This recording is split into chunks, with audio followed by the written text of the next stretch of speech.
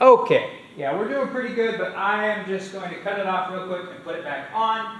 You'll notice that when I'm teaching here in these classes that I have to do that a lot because there's an error either with Canvas or with Zoom that makes it so that I have to always go back and double check, and then I lose my Zoom class, and then they don't have any of the material, and then, you know, they fall behind, and the term goes on. It's a nightmare. So I'm always making sure to check that our lecture is being recorded for all of Zoom students, you know, because most students like to be on Zoom. So we want to cater to their needs, and I'll be doing that quite often. So forgive me if it gets annoying, but it's just so very much necessary.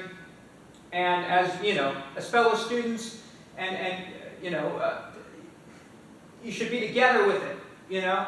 Help the people at Zoom, and Zoom class, help the people that are at the campus. Help each other out, you know. It's a beautiful unity. But of course, as a teacher, I'm always here for all of you. So always come to me if you are more antisocial, or what will you? So another part of the subconscious language of cinema is, well, it's something I like to call dream logic, okay? And this is more tapping into the great work of Mr. David Lynch, the amazing American film director.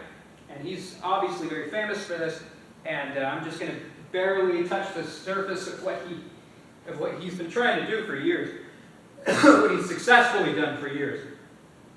So why does dream logic work in film, right? Why are dreams important in film? It's because dreams rarely follow any coherent geography, right? You guys ever have dreams? Well, of course, you know, of course you guys have, right? And in your dreams, maybe you'll have one off that's just spot on, but most of the time, dreams do not follow a coherent geography. Okay?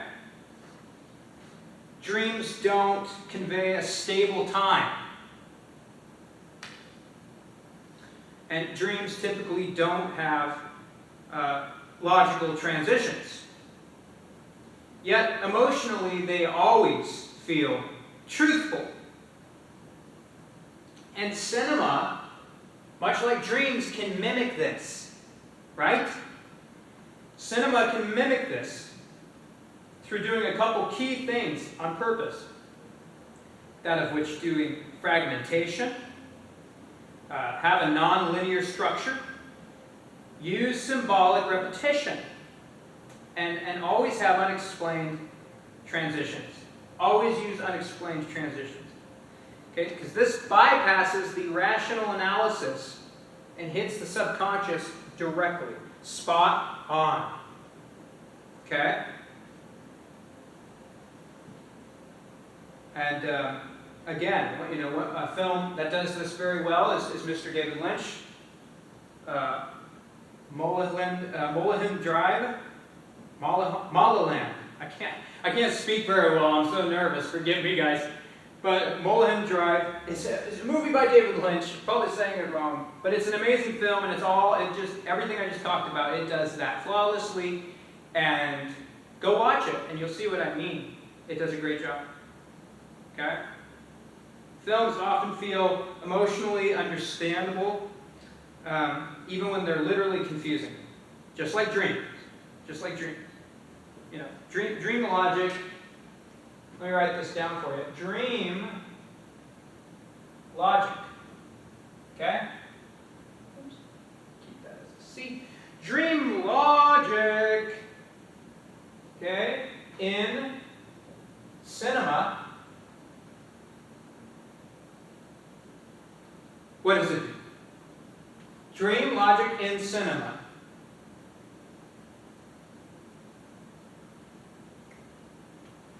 is emotional gravity. And it's replacing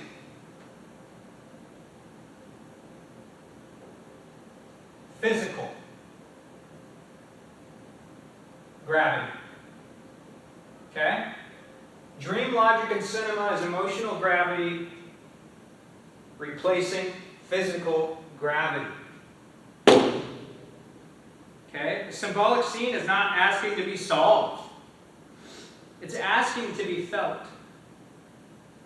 Subconscious understands poetry faster than logic. Again, go to your English class, read a poem, or just read a poem that you love. You'll see the subconscious understands the poetry faster than it does, statistics for a bank. The next one is also very important too. But that's everything to do with dream logic. I'm going to move on now, because we have a lot of material to go over. And I've only got a limited time. I've got to teach another class after this, so bear with me.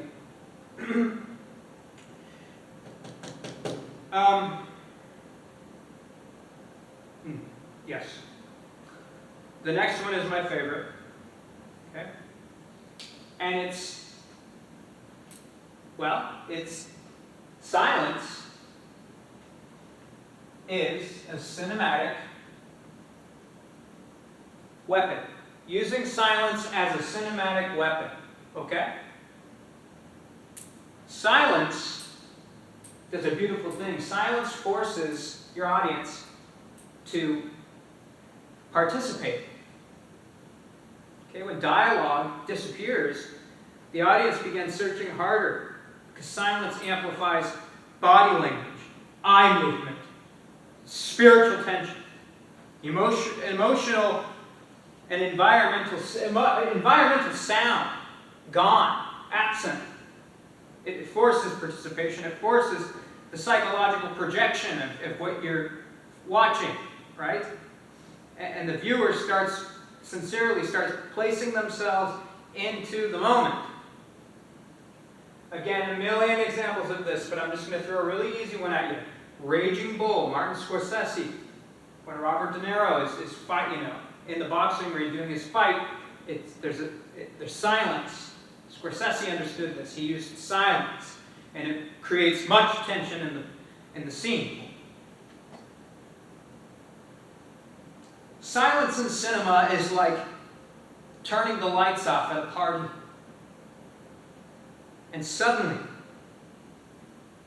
you become aware of every breath in the room. Okay? Silence. Silence is absolutely important. Let's go down. Let's try to wrap this up for you guys.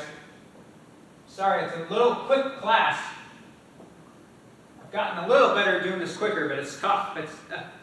The time constraints are constrict on me. But let's look at our final theory, and it's that of which is filmmaking is the manipulation of attention. Okay? Hollywood understands this, but they do it in an evil way. They do it in a way where they think you're stupid, and it's just like a cookie cutter, repetitive, nonsense, trying to dumb you down.